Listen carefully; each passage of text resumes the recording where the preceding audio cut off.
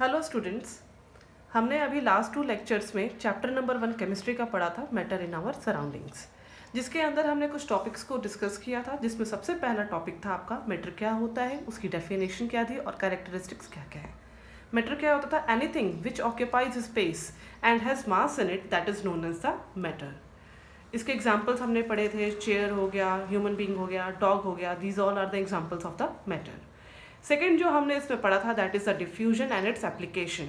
Diffusion is what? It is the intermixing of particles on their own, that is known as a diffusion. और diffusion की application हमने पढ़ी थी solid, liquid और gases के अंदर, जिसमें मैंने कई सारे आपको एग्जाम्पल्स एक्सप्लेन किए थे।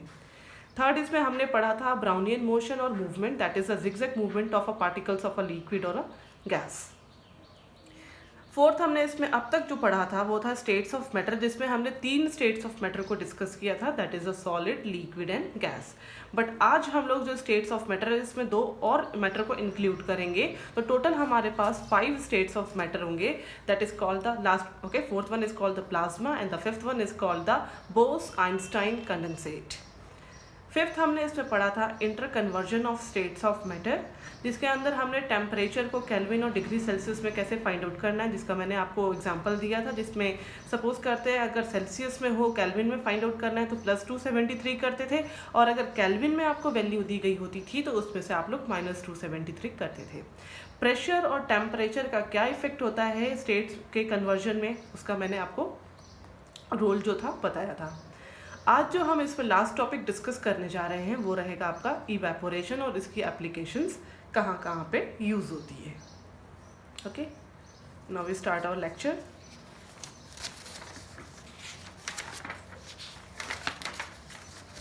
Okay, so today the topic is evaporation. Evaporation is what? The process of converting, again I repeat, the process of converting liquid into gas below its boiling point. Process of converting liquid into gas below its boiling point. वो process जिसके अंदर आप लोग liquid को gas की form में या water vapour की फॉर्म में कन्वर्ट करते हो, लेकिन उसका जो टेम्परेचर होगा वो क्या रहेगा? Below its boiling point. As we know that the boiling point temperature is what? जो बॉइलिंग पॉइंट का टेम्परेचर होता है वो क्या होता है? 100 डिग्री सेल्सियस।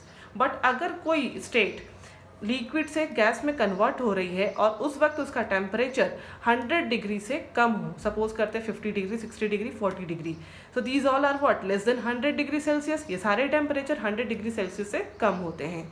तो उस प्रोसेस में जो कन्वर्जन हो रहा है लिक्विड का वाटर वेपर में या गैस में below its boiling point, that is known as the evaporation. जब लिक्विड गैस की फॉर्म में कन्वर्ट हो रहा है और उसका boiling point temperature 100 degree Celsius से कम हो तो वो प्रोसेस क्या कहलाती है? इवेपोरेशन। बट अगर लिक्विड गैस में कन्वर्ट हो रही है और उस वक्त उसका टेम्परेचर 100 डिग्री ही होना चाहिए, तब वो प्रोसेस क्या कहलाएगी? आपकी बॉइलिंग पॉइंट। ठीक है, तो इसीलिए मैंने आपको नेक्स्ट टॉपिक है वहाँ पे इवेपोरेशन और बॉइलिंग पॉइंट के बीच में डिफरेंसेस बताएं। जस्ट अभी हमने डिस्कस किया कि इवेपोरेशन क्या थी? Process of conversion of liquid into vapour at any temperature below its boiling point. जो भी बॉइलिंग पॉइंट का टेम्परेचर क्या था अभी? 100 डिग्री सेल्सियस। बट वो प्रोसेस जिसमें लिक्विड वाटर वेपर में कन्वर्ट हो रही है 100 डिग्री टेम्परेचर के नीचे, 30 पे हो रही हो, 40 पे हो रही हो, 50 60 पे, तो वो चीज़ क्या कहलाएगी? आपकी evaporation. But in case of boiling point, the process by which liquid turns into vapour when it is heated to its boiling point, यानी आपके लिए यहाँ पे जो नेसेसरी कंडीशन होगी क्या होगी? 100 डिग्री सेल्सियस। अगर कोई प्रोसेस में लिक्विड वाटर वेपर में कन्वर्ट हो रही है और अगर उस वक्त उसका टेम्परेचर 100 डिग्री सेल्सियस होगा, तब वो क्या कहलाएगी? Boiling point. आपने देखा होगा नॉर्मली कई सारे एग्जांपल्स होते हैं आपके पास, डेली जो एक्टिविटीज़ होती हैं उसके अंदर आप इवेपोरेशन की प्रोसेस कई जगह देख सकते हो। सपोज करते हो गर्मियों में कपड़े सुखा रहे हो, ठीक है, कपड़े धोने के बाद सुखाते हो ना आप लोग, तो वहाँ पे कौन सी प्रोसेस होती है? इवेपोरेशन। तो जब भी आप कपड़ों को सनलाइट में डालते हो तो क्या आपको 100 डिग्री टेम्परेचर ही चाहिए होता है उनको सुखाने के लिए? नहीं, वो 30 डिग्री पे भी सूख सकते हैं, 20 पे भी सूख सकते हैं, 40 50 पे भी सूख सकते हैं, ठीक है। तो इसलिए वो क्या हो गया, इवेपोरेशन। लेकिन अगर आप लोग किसी कंटेनर में पानी को गर्म कर रहे हो तो वहाँ पे बबल्स आने शुरू होते हैं। वो बबल्स कब आते हैं, जब उसका टेम्परेचर कितने पे पहुँचता है, 100 डिग्री सेल्सियस। यानी कि इवेपोरेशन की प्रोसेस में आपको किसी भी तरीके के बबल्स नहीं दिखाई देंगे, बट बॉइलिंग पॉइंट के केस में आपको बबल्स दिखाई देंगे। That means what, bubbles are formed bubbles are not formed in the case of the evaporation, but in case of boiling point bubbles are formed. Third one, जो evaporation होती है वो क्या होती है, बहुत ही स्लो प्रोसेस होती है, ठीक। आप कपड़े सुखाने के लिए बाहर डालते हो तो तुरंत तो कपड़े नहीं सूखते होंगे, कुछ टाइम लेते हैं, कुछ आवर्स लेते होंगे सूखने के लिए, तो इसलिए क्या है कि this is a slow process. But जो बॉइलिंग होती है, बॉइलिंग पॉइंट होता है, अगर आप किसी कंटेनर में पानी को गर्म करते हो कुछ देर बाद वो बबल्स जब आने लगते हैं तो गर्म हो जाता है, तो that means what, it is a fast process. It occurs at all temperature, जो 100 डिग्री के बिलो, चाहे 30 डिग्री हो, 40 डिग्री हो, 50 डिग्री हो, ये सारे के सारे टेम्परेचर पर इवेपोरेशन की प्रोसेस स्टार्ट हो जाएगी। बट इसके लिए एक फिक्स टेम्परेचर चाहिए, that is the 100 degree Celsius. यानी यहाँ पे बॉइलिंग पॉइंट के लिए आपको हमेशा टेम्परेचर कितना चाहिए होगा, 100 degree Celsius. That means what, it occurs at a definite temperature, that is boiling point. So these are the what differences between the evaporation and the boiling point. Evaporation हो गया, evaporation और boiling point का differences भी हो गया। Next जो होगा, अब इसमें हम लोग क्या करेंगे, इवेपोरेशन कॉजेस कूलिंग। अब आप लोगों ने देखा होगा कि जो इवेपोरेशन की प्रोसेस होती है उससे कुछ कूलिंग इफेक्ट आता है। मैं आपको कई सारे इसके अभी एग्जांपल्स दूंगी जिसके थ्रू ये टॉपिक आपको भी क्लियर हो जाएगा। ओके, फर्स्ट हम लोग इसको रीड कर लेते हैं कि इवेपोरेशन से कूलिंग कैसे होती है। During the process of evaporation, the particles of liquid absorb energy or latent heat of vaporization from the surroundings. जब भी evaporation की process होती है तो जो भी liquid के particles होते हैं वो क्या करते हैं, जो भी उसके सराउंडिंग के पास में जो भी उसके पास एनर्जी होगी वो किस फॉर्म में एब्जॉर्ब करेंगे, या फिर इस सराउंडिंग एनर्जी को हम लोग एक और नाम देते हैं लेटेंट हीट ऑफ वेपोराइजेशन। इसको क्या करेगा, लिक्विड के पार्टिकल्स एब्जॉर्ब करेंगे। कहाँ से एब्जॉर्व करेंगे, फ्रॉम द सराउंडिंग, और उसके बाद क्या करेंगे, इसको किस में कन्वर्ट कर देंगे, gaseous state, to get converted into gaseous state. This absorption of energy from the surrounding makes the surrounding cold. क्या होता है कि जब भी कोई इवेपोरेशन की प्रोसेस होती है तो इवेपोरेशन में क्या होता है, लिक्विड किस फॉर्म में कन्वर्ट होता है, वाटर वेपर की फॉर्म में। यानी कि लिक्विड क्या करता है, जो भी उसके सराउंडिंग में जो भी हीट होती है, चाहे वो लेटेंट हीट हो या लेटेंट हीट ऑफ वेपोराइजेशन का आप उसको नाम दो, उसको क्या करेगी, सराउंडिंग से एब्जॉर्व करेगी। और उसके बाद जो भी लिक्विड जैसे ही वो हीट को एब्जॉर्व करेगी तो कौन सी फॉर्म में कन्वर्ट हो जाएगी, गैसेस फॉर्म में। और जैसे ही ये गैसेस फॉर्म में कन्वर्ट हो जाएगी तो जो भी सराउंडिंग होगी उसके चारों तरफ की वो क्या हो जाएगी, कोल्ड हो जाएगी, यानी कि कूल हो जाएगी। फॉर एग्जाम्पल, सबसे पहला मैं आपको यहाँ पे जो एग्जाम्पल देने जा रही हूँ वो है पर्सपिरेशन। पर्सपिरेशन का मतलब क्या होता है, स्वेटिंग। आप लोगों ने देखा होगा कि गर्मियों में जब आप ज़्यादा खेल करके आते हो तो आपको स्वेटिंग आनी स्टार्ट हो जाती है, पसीना आना शुरू हो जाता है। तो क्या करते हो आप लोग, थोड़ी देर अगर आप कमरे के अंदर आके बैठ जाते हो तो धीरे धीरे क्या होता है, जो स्वेट होता है, जो पसीना आ रहा होता है, उससे क्या होता है, बॉडी का टेम्परेचर धीरे धीरे डाउन होने लगता है। आप जब तक बाहर खेल रहे होते हो तब तक वो क्या करती है, बॉडी आपकी हीट को गेन करती है। और आप जैसे ही आपकी बॉडी हीट को गेन कर रही है तो आपकी बॉडी के अंदर जो भी लिक्विड होती है जैसे उस हीट को गेन करेगी तब उस वक्त में कौन से ग्लैंड्स आपके एक्टिव हो जाएंगे, स्वेट ग्लैंड्स। और ये स्वेट ग्लैंड्स क्या करेंगे, आपके बॉडी के अंदर जो एक्स्ट्रा टेम्परेचर आया है उसको मेंटेन करने के लिए क्या करेंगे, ये स्वेट ग्लैंड्स जो भी लिक्विड आपका जो वेपोराइज हो रहा है अंदर उसको क्या करेंगे, बाहर की तरफ निकालेंगे in the form of sweats. और जैसे ही आपके अंदर का टेम्परेचर स्वेट की फॉर्म में बाहर की तरफ आता है तब आपकी बॉडी क्या हो जाती है, कूल। ओके, तो इसी को मैं रिपीट कर देती हूँ, द पर्सपिरेशन और sweating in our body keeps the body temperature constant by taking away the extra heat from the body as the latent heat of vaporization. जो भी हमारी बॉडी ने लेटेंट हीट ऑफ वेपोराइजेशन को absorb किया था, latent heat क्या थी? Hidden heat. हमारी बॉडी ने इसको एब्जॉर्व किया, हमें पता नहीं चला, बट इसको जब आप रिमूव करोगे तो ये कौन सी फॉर्म में रिमूव होगी? Latent heat of vaporisation. और जैसे ही हमारी बॉडी के अंदर का लिक्विड जो कि स्वेट की फॉर्म में है बाहर की तरफ वाटर वेपर में रिलीज होगा, तो हमारी बॉडी का टेम्परेचर कांस्टेंट हो जाएगा, जिसके कारण हमारी बॉडी क्या हो जाएगी? कूल हो जाएगी। क्लियर? उसके बाद दूसरा मैं आपको इसमें एग्जांपल दे रही हूँ। घर पे आप लोगों ने देखा होगा, अगर आपकी सिस्टर्स होंगी, मदर होंगी, तो नेल पॉलिश रिमूवर यूज़ करती होंगी ना। तो आज एक काम करना कि थोड़ा सा जो भी स्पिरिट या अल्कोहल होता है थोड़ा सा अपने हाथ पे गिरा के देखना, ठीक, और उसको अच्छे से वहाँ पे मिला लेना। ठीक, क्या होगा? थोड़ी देर बाद जो भी आपकी स्पिरिट होगी, जो भी आपके हाथ पे थी, अल्कोहल था, थोड़ी देर में वो इवेपोरेट हो जाएगा। और जैसे वो इवेपोरेट होगा आपके हाथ में एक ठंडक सी फील होगी। ठीक है, ये क्यों हुआ? क्योंकि आपकी बॉडी के अंदर का जो टेम्परेचर था, जैसे ही आपने स्पिरिट को डाला तो उसने क्या किया? उस टेम्परेचर को लेटेंट हीट ऑफ वेपोराइजेशन की फॉर्म में इवेपोरेट कर दिया, जिसके कारण आपके हैंड का उतना पोर्शन क्या हो जाएगा? ठंडा हो जाएगा। If we put a little of spirit or alcohol on our hand and wave it around, the spirit or the alcohol evaporates rapidly and our hands feel cold. It draws latent heat from our hand. Clear है? Next देखा होगा आपने गर्मियों के दिन में जब आप लोग छत पे जाते हो तो थोड़ा पानी छिड़कते हो, या ग्राउंड पे, खुले ग्राउंड पे आप लोग पानी छिड़कते हो, तो उससे क्या होता है? जितनी भी मॉर्निंग के टाइम पे उस ग्राउंड ने या उस रूफ ने जितनी भी एक्स्ट्रा हीट को एब्जॉर्ब किया था, अब वो हीट किस फॉर्म में इवेपोरेट होगी? In the form of latent heat of vaporisation. People sprinkle water on the roof or open ground because the large latent heat of vaporization of water helps to cool the hot surface. जैसे ही ये सारी की सारी heat latent heat of vaporization के form में evaporate होगी तो वो सरफेस क्या हो जाएगा? कूल हो जाएगा। So these are the few examples of the cooling effects of evaporation. इसमें मैं आपको कुछ और एग्जाम्पल्स भी अभी दिखा देती हूँ। ओके, फॉर एग्जाम्पल नेक्स्ट हम एक और देख लेते हैं इसमें। Water is usually kept in an earthen pot to keep it cool. देखा होगा आपने गर्मियों में जो पानी होता है मटके के अंदर रखा जाता है, वो ठंडा क्यों रहता है? इसका मैं आपको रीज़न दे देती हूँ। The earthen pot has a large number of pores on it's wall. आपने देखा होगा जो मटका होता है, मटके के अंदर कई सारे, जो मिट्टी का बना होता है मटका, उसके अंदर कई सारे छोटे छोटे से छेद होते हैं। So water continuously keep seeping through this pores. और इन छोटे छोटे छेद के थ्रू जो वाटर होता है धीरे धीरे करके सीप हो रहा होता है, यानी कि बाहर की तरफ निकल रहा होता है, to the outside of the pot. This water evaporates. और जैसे ही मटके के चारों तरफ ये पानी पोर्स के थ्रू बाहर निकलता है तो ये वाटर क्या हो जाएगा? आपका इवेपोरेट हो जाएगा in the form of latent heat of vaporisation from the earthen pot, and the remaining water inside the pot remains cooled. यानी कि जो पोर्स के थ्रू बाहर पानी आया वो इवेपोरेट हो गया, और जैसे ही सरफेस पे से वो इवेपोरेट होगा तो वो सरफेस क्या हो गया? कूल हो गया। और जैसे ही वो सरफेस कूल हो गया तो अंदर का पानी क्या हो जाएगा? आपका कूल हो जाएगा। Okay,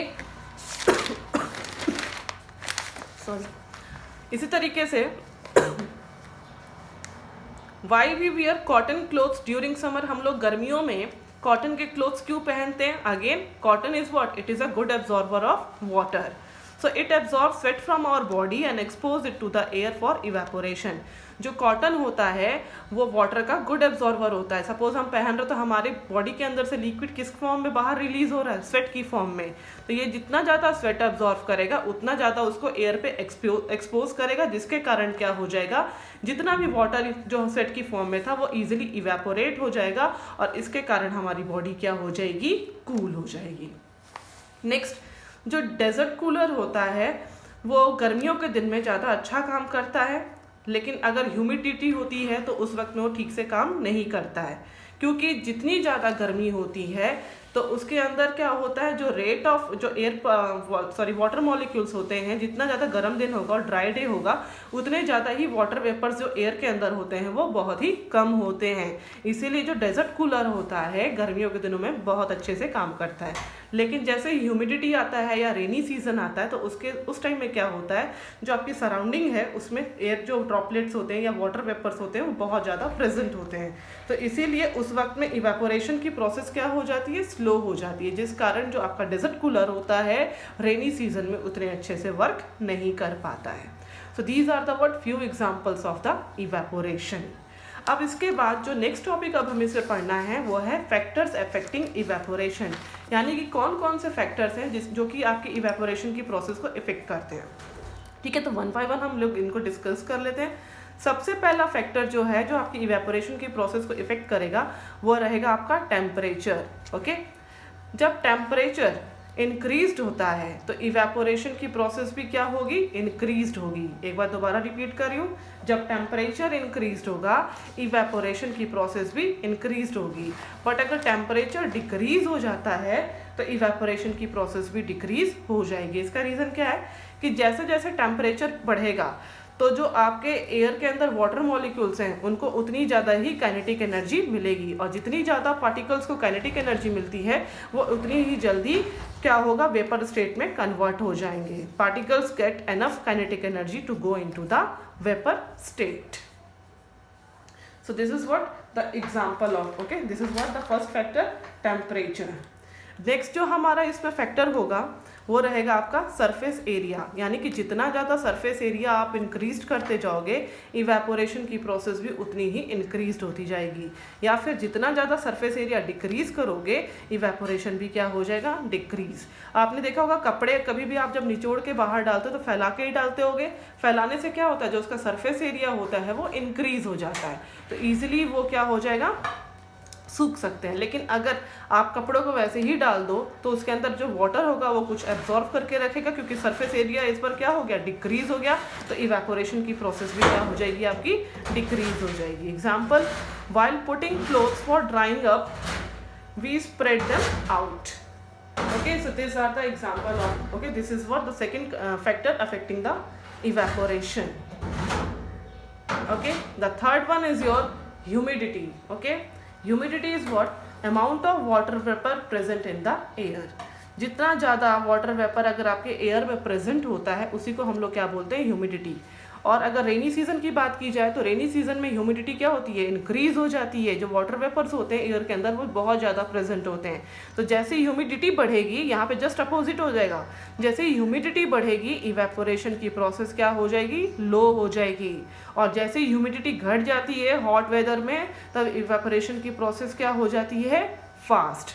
so this is your third factor. इसके बाद जो लास्ट फैक्टर आपके पास रहेगा वो है विंड स्पीड, यानी कि जो विंड की स्पीड है उस पर भी इवेपोरेशन डिपेंड करता है। तो increase in wind speed then evaporation also increase. जैसे जैसे विंड स्पीड इंक्रीज होगी वैसे ही इवेपोरेशन की प्रोसेस भी इंक्रीज हो जाएगी, और जैसे ही विंड स्पीड जो होगी डिक्रीज होगी इवेपोरेशन की प्रोसेस भी डिक्रीज हो जाएगी। The particles of water vapor move away with the wind, decreasing the amount of water vapor in the surrounding. जैसे ही इंक्रीज होगी विंड स्पीड तो जो भी एयर के अंदर वाटर वेपर प्रेजेंट थे वो विंड की स्पीड के साथ क्या हो जाएंगे, मूव कर जाएंगे, जिसके कारण जो वाटर वेपर की जो अमाउंट थी सराउंडिंग में वो क्या हो जाएगी, डिक्रीज हो जाएगी। So these are the 4 factors which affect the evaporation. कौन कौन से दोबारा एक बार पढ़ लेते हैं, कौन कौन से 4 फैक्टर थे। सबसे पहला temperature increase then evaporation increase, if temperature decrease then evaporation also decrease. Second one is your surface area. If surface area increase then evaporation increased, but if surface area decreased then evaporation also decreased. तीसरा आपका रहेगा humidity. Humidity अगर आपकी increase हो रही है तो evaporation decrease हो जाएगा, लेकिन अगर ह्यूमिडिटी आपकी डिक्रीज होगी तो इवेपोरेशन इंक्रीज। और फोर्थ वन आपका है विंड स्पीड। अगर विंड स्पीड इंक्रीज हो रही है तो इवेपोरेशन भी इंक्रीज होगा, विंड स्पीड अगर डिक्रीज हो रही है तो इवेपोरेशन भी आपका डिक्रीज होगा। So these are the factors which affects the evaporation. Okay, so this is the last topic of this chapter. इसके बाद आप हम लोग जो इस चैप्टर का जो लास्ट एक कंटेंट है जो आपको पढ़ना है बट आपके सिलेबस में ये नहीं है, फिर भी मैं आपको एक बार इसको एक्सप्लेन कर दे रही हूँ। ये है 5 states of matter. 5 states of matter में हमने अब तक 3 स्टेट्स पढ़े थे। This is what, solid. Solid के अंदर क्या होता था, पार्टिकल्स आर टाइटली पैक्ड। ठीक है, यहाँ पे इंटरमोलिकुलर फोर्स भी क्या होती थी, इनके बीच में बहुत ही ज़्यादा होती थी, स्ट्रांग होती थी। ये कौन सा केस है आपका, लिक्विड का। लिक्विड के अंदर क्या हो रहा है, पार्टिकल्स के बीच में आपको कुछ गैप देखने को मिल रहा है, and then they have what, weak intermolecular force in comparison to the solid.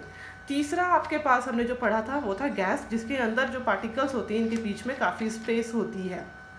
Okay, अब आज जो हम दो अलग स्टेट्स ऑफ मैटर पढ़ने वाले हैं वो कौन कौन से हैं? पहला होगा आपका यहाँ पे plasma and the second one is your Bose Einstein condensate. बता दे रही हूँ एक बार दोबारा, आज जो दो स्टेट्स ऑफ मैटर हमें पढ़ने हैं वो कौन से हैं? Plasma and the Bose Einstein condensate, जिसमें सबसे पहला हम लोग पढ़ेंगे प्लाज्मा। प्लाज्मा क्या होता है? प्लाज्मा कुछ नहीं, जो आपकी जो थर्ड स्टेट थी आपकी मैटर की गैस, इसी का एडवांस वर्जन ले लो, ठीक है, इसका एडवांस फॉर्म होता है। इसमें क्या होता है, इसमें भी गैस के पार्टिकल्स होते हैं। जैसे यहाँ पे आपने देखा गैस के पार्टिकल्स, इसी तरीके से यहाँ भी गैस के पार्टिकल्स होते हैं, लेकिन ये आयोनाइज्ड होते हैं। आप पूछोगे कि यहाँ पे आयोनाइज्ड का मतलब क्या होता है? आयोनाइज्ड का मतलब क्या होता है कि जो गैसेस होते हैं इन पे कुछ ऐसे चार्जेस होते हैं, पॉजिटिव एंड नेगेटिव। जितने भी यहाँ पे एटम्स होंगे, जितने भी इस गैस के एटम्स होते हैं, ये सारे के सारे क्या दिख रहे हैं आपको यहाँ पे? आयोनाइज्ड, यानी कि इनके पास किस तरीके के चार्जेस हैं? Positive charge and negative charge. अब आप सेकंड क्वेश्चन इसमें ये भी कर सकते हो कि मैम आपने यहाँ पे आयोनाइज्ड गैस का क्यों लिखा? आयोनाइज्ड गैस क्या होता है बेटा, कि जब कोई स्टेट ऑफ मैटर है आपका जिसके अंदर कुछ एटम्स हैं, और अगर आप इसमें इलेक्ट्रिसिटी को पास करते हो तो जिस इलेक्ट्रिसिटी के कारण क्या होता है, जितने भी इसके एटम्स होते हैं ये आयोनाइज्ड हो जाते हैं, आयंस की फॉर्म में बन जाते हैं। और ये आयंस दो तरीके के थे, एक क्या था हमारा कैटायन और एक एनायन, जिसको आपने 8th में पढ़ा था। इलेक्ट्रिसिटी को पास करते ही ये एटम्स आयोनाइज्ड हो जाते हैं and they were having what? Positive charge and the negative charge. अब इसके एग्जाम्पल्स आपको कहाँ पे देखने को मिलेंगे? जितने भी स्टार्स होते हैं यूनिवर्स के अंदर, these all are the examples of the plasma. और सेकेंड क्वेश्चन कि जो कॉमन स्टेट ऑफ मैटर है, 5 स्टेट ऑफ मैटर थे, इसमें से कॉमन स्टेट ऑफ मैटर कौन सा रहेगा जो आपको अधिकतर देखने को मिलता है? That is plasma. जो सबसे ज़्यादा आपको यूनिवर्स में देखने को मिल रहा है वो आपका कौन सा एग्जाम्पल होगा? प्लाज्मा। ठीक, अब ये प्लाज्मा में हम लोग कुछ और एग्जाम्पल्स भी ले सकते हैं, ठीक है। प्लाज्मा के 2 एग्जाम्पल्स मैं आपको बता दे रही हूँ। सबसे पहला आपका क्या है? Fluorescent tube. फ्लोरोसेंट ट्यूब क्या होती है? इसके अंदर हम लोग हीलियम गैस को फिल करते हैं, और एक होता है हमारा neon sign bulb. Fluorescent tube और नियॉन साइन बल्ब। फ्लोरोसेंट के अंदर हम लोग कौन सी गैस को फिल करेंगे? हीलियम को। और नियॉन साइन बल्ब के अंदर हम लोग कौन सी गैस को फिल करेंगे? नियॉन गैस को। जैसे ही हम फ्लोरोसेंट ट्यूब या नियॉन साइन बल्ब के अंदर इलेक्ट्रिसिटी को पास करेंगे तो जो ये हीलियम गैस या जो नियॉन गैस है नियॉन साइन बल्ब के अंदर, ये क्या हो जाएगी? आयोनाइज्ड हो जाएगी। और जैसे ये आयोनाइज्ड हो जाएगी तो ये क्या करेगी? ग्लो करने लगेगी, ठीक है। When electricity pass through the fluorescent tube or neon sign bulb, the gases present in it get ionized to form plasma, and plasma makes fluorescent tube or neon sign bulb to glow, जिसके कारण ये क्या कर रही है? Glow करने लगती है। So this is what the plasma state of matter.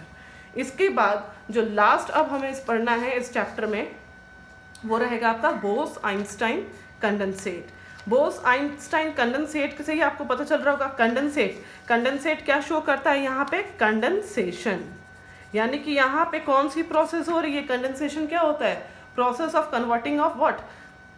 Gas into liquid. जब गैस लिक्विड की फॉर्म में कन्वर्ट हो रही होती है तो उसी प्रोसेस को आप लोग क्या बोलते थे? कंडेंसेशन। सपोज करते हैं गैस है ये, ठीक, गैस कुछ इस तरीके से फ्लो हो रही है, ओके। तो जब गैस जो होती है इस लेवल पर इसका टेम्परेचर क्या होगा? हीट क्या होती है इसके पास? मैक्सिमम। और जैसे ही इसकी हीट लो हो जाती है तो ये गैस किस में कन्वर्ट हो जाती है? लिक्विड में। आप लोगों ने वाटर साइकिल के अंदर पढ़ा होगा कि जो भी हमारे वाटर वेपर्स होते हैं जैसे ही क्लाउड्स में जाते हैं तो कौन सी फॉर्म में कन्वर्ट हो जाते थे? लिक्विड में। The process is called the condensation. तो जब गैस की फॉर्म में या वाटर वेपर की फॉर्म में होते हैं तब उनके पास हीट जो होती है वो क्या होती है? मैक्सिमम होती है। और यहाँ पे टेम्परेचर भी क्या रहेगा तब? हाई। लेकिन जैसे ये लिक्विड की फॉर्म में कन्वर्ट होता है तब यहाँ पे हीट क्या हो गई? लो हो गई, और टेम्परेचर भी क्या हो गया? लो हो गया। So energy loosed by gas and change into liquid. जैसे ही अपनी इस एनर्जी को लूज करेगा तो ये किसके अंदर कन्वर्ट हो जाता है? लिक्विड में। तो बोस-आइंस्टाइन कंडेंसेट क्या कहता है? When gas is cooled at very low temperature then it forms BEC, okay. जो गैस होती है जब आप उसको कूल करते हो बहुत ही लो टेम्परेचर पे, तब वो कौन सी फॉर्मेशन करती है, बीईसी। सपोज करते हैं इसके अंदर इस स्टेट में कुछ एटम्स के मॉलिक्यूल्स, ठीक है, कुछ एटम्स थे। तो जैसे ही आपने इसको एब्सोल्यूट लो टेम्परेचर पे फ्रीज किया, एब्सोल्यूट लो टेम्परेचर का मतलब क्या है, -273 डिग्री सेल्सियस पे, इतने कम टेम्परेचर पे जब ला करके आप इसके एटम्स को फ्रीज करोगे, तो जितने भी इसके एटम्स होते हैं वो क्या हो जाएंगे, एक्यूमुलेट हो जाएंगे, यानी आपस में सिकुड़ जाएंगे, और इस तरीके से क्या फॉर्म करेंगे, super atoms. Okay, it will accumulate and form super atoms. Okay, again repeat कर देती हूँ, जब आप इसको एब्सोल्यूट लो टेम्परेचर प्रोवाइड करोगे, दैट इज -273, तो ये क्या होगा, फ्रीज हो जाएगा। फ्रीज होने के बाद जितने एटम्स होंगे वो सारे के सारे एक्यूमुलेट हो जाएंगे और ये क्या फॉर्म करेंगे, सुपर एटम्स। इसी को एक बार डेफिनेशन के हिसाब से भी हम पढ़ लेते हैं। Bose Einstein condensate, it is a state of matter of a dilute gas of bosons, यानी कि आप यहाँ पे किस तरीके की गैस को लोगे, बोसॉन्स की, ठीक है, cooled to temperature very close to absolute zero. जब आप यहाँ पे बोसॉन्स के जो पार्टिकल्स होते हैं गैस के, या बोसॉन आइटम्स जो होते हैं गैस के, इनको कूल करते हो बहुत ही लो टेम्परेचर पे, दैट इज एब्सोल्यूट जीरो, कितना है, -273 पे, तब ये क्या होगा, कौन सी फॉर्मेशन करेगा, कौन से स्टेट की फॉर्मेशन करेगा, बोस-आइंस्टाइन condensate. BEC is formed by cooling a gas at extremely low density। याद रख लो कि जो BEC की स्टेट फॉर्म होगी उसमें क्या करोगे, गैस को आप लोग बहुत ही लो डेंसिटी पे कूल करोगे। ये लो डेंसिटी क्या होगी, 1/100,000 times density of normal air, यानी कि जो इसकी डेंसिटी होगी वो कितनी होगी, नॉर्मल एयर जो है उसके भी कितने कम होगी, 1/100,000 टाइम्स, ठीक। यानी कि इसकी डेंसिटी अगर हम कंपेयर करें नॉर्मल एयर की डेंसिटी से, तो ये क्या है, बहुत ही कम, और यहाँ पे आपको टेम्परेचर भी बहुत ही कम प्रोवाइड करना है जिसके कारण ये कूल हो पाए, ठीक। अब इसके अंदर हमने बोसॉन्स के पार्टिकल्स को ही क्यों लिया, ये मैं आपको बता देती हूँ। जो गैस के बोसॉन्स पार्टिकल्स है उसी को हम लोग क्यों लेंगे, तो इसके लिए सबसे पहले हमको पढ़ना पड़ेगा इनडिस्टिंग्विशेबल पार्टिकल्स, यानी कि आपको वो पार्टिकल्स लेने हैं जिसको आप लोग इजीली डिस्टिंग्विश नहीं कर पाओ। सपोज करते एक स्टेट है जिसके अंदर कुछ पार्टिकल्स प्रेजेंट है, सब पार्टिकल्स को नाम मैंने क्या दे दिया है, ए, ओके, यानी कि आप इजीली इसको कोई आइडेंटिफाई नहीं कर पाएगा कि these are the different particles. सबका नाम जब ए है तो ये क्या है, सारे के सारे सेम हैं, तो आपको इस हिसाब के पार्टिकल्स को चूज करना पड़ेगा। अब ये इनडिस्टिंग्विशेबल पार्टिकल्स दो तरीके के होते हैं, एक होता है आपका बोसॉन्स और एक होता है आपका फर्मियॉन्स। याद रखना BEC के अंदर हमें सिर्फ बोसॉन पार्टिकल्स की ज़रूरत होगी, ओके। तो जो इनडिस्टिंग्विशेबल पार्टिकल्स होंगे आपके दो तरीके के हैं, एक रहेगा बोसॉन्स और एक रहेगा फर्मियॉन्स। बोसॉन्स क्या होते हैं, जो इनकी स्पिन होती है इंटीजर्स टाइप की होती है। इंटीजर के बारे में आपने पढ़ा ही होगा, 1 2 3 आर द व्हाट, इंटीजर्स।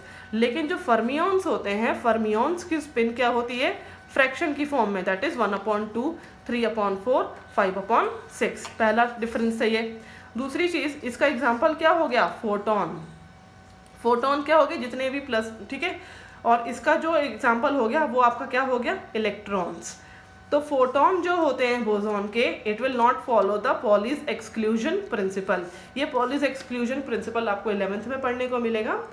और जो इलेक्ट्रॉन्स होते हैं ये क्या करते हैं, पॉलीज एक्सक्लूजन प्रिंसिपल को फॉलो करते हैं। मैं शॉर्ट में आपको पॉलीज एक्सक्लूजन प्रिंसिपल बता देती हूँ कि यहाँ पे जितने भी पार्टिकल्स होंगे इलेक्ट्रॉन्स के, they have different quantum state, but यहाँ पे जितने भी पार्टिकल्स होंगे आपके फोटोन के, they were having the what, same quantum state, यानी कि इनकी जो क्वांटम स्टेट होगी वो हमेशा क्या रहेगी, सेम रहेगी। बट इस केस में जो दो इलेक्ट्रॉन्स होंगे वो दोनों इलेक्ट्रॉन्स के क्वांटम स्टेट क्या होंगे, कभी भी सेम नहीं होंगे। अगर एक का स्टेट ये रहेगा तो एक का क्या रहेगा, डिफरेंट रहेगा। But in case of bosons they were having the same quantum states. So this is what the difference between the bosons and the fermions. So in this case, in the case of this Bose-Einstein condensate, we were going to choose this bosons because they were having the same quantum state. अब जैसे ये quantum level पे पहुंच गए, यानी कि आपने इसको सुपर कूलिंग पे डाल दिया है, जैसे ये क्वांटम स्टेज में पहुंचेंगे तो क्या होगा कि ये जितने भी पार्टिकल्स होंगे इसके अंदर, जितने भी पार्टिकल्स आपको दिख रहे हैं, ये सारे के सारे किस तरीके से बिहेव करेंगे?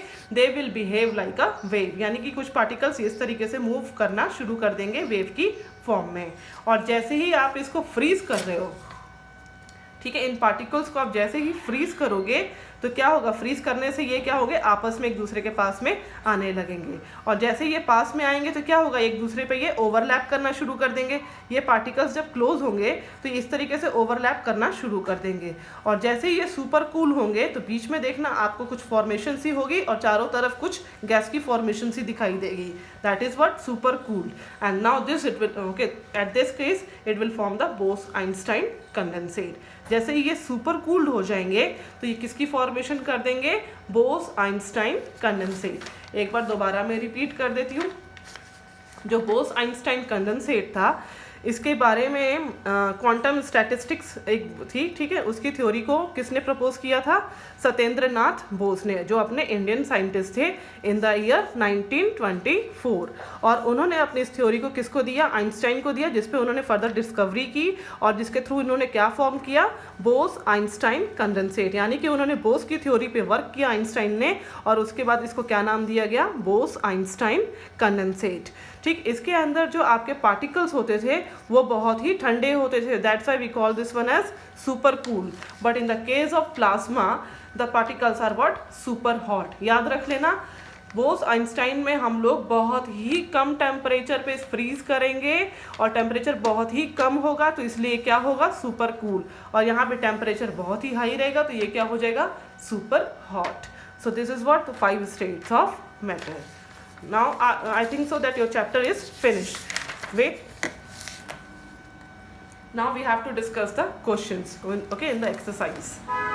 Convert the following temperature to the Celsius scale. बताया था मैंने, जैसे आपको 293 केल्विन है, इसमें क्या करोगे आप लोग? -273 कर दोगे तो आपको ये डिग्री सेल्सियस से मिल जाएगा। 470 में से 70 में से अगेन क्या करोगे? -273। Convert the following temperature to the kelvin. Degree Celsius में है तो आप इसमें क्या करोगे? 273 को ऐड कर दोगे, 273 को ऐड कर दोगे। ठीक है, अब नेक्स्ट देखो, give reason for the following observation. Naphthalene balls disappears with time without living a solid, living any solid. जो नैप्थलीन होती है बॉल्स, वो क्यों एकदम सॉलिड, जो सॉलिड की फॉर्म में होती हैं, अचानक से डिसअपीयर क्यों हो जाती हैं? Because by the process of sublimation in which the solid directly converted into gas. We can get the smell of perfume sitting several meters away.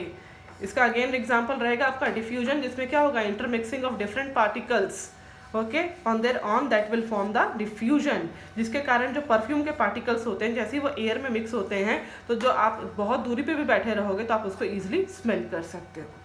Arrange the following substances in increasing order of force of attraction between the particles.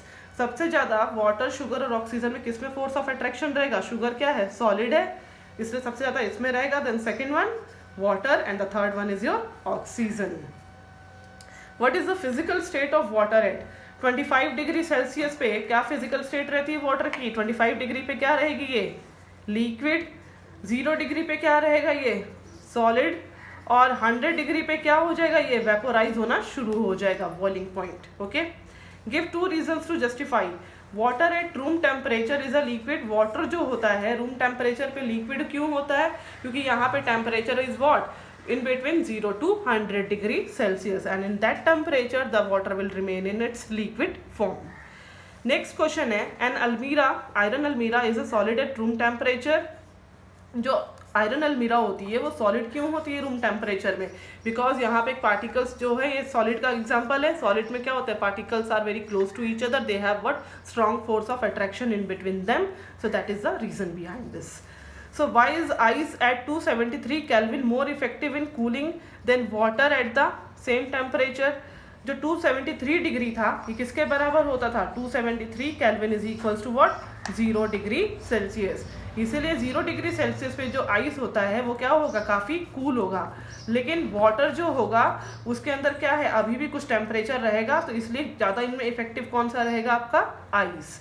What produces more severe ones, boiling water और steam? जिसका मैंने आपको example दिया था, steam. because it has what? It contains the latent heat, that is what? Latent heat of vaporization.